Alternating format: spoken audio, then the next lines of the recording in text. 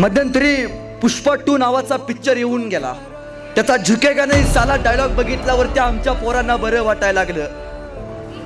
पण एक पोरांनो लक्षात ठेवा, पुष्पामध्ये झुकेगा नाही साला म्हणणारा तो पुष्पा तुमचा आदर्श असेल का नाही मला माहिती नाही.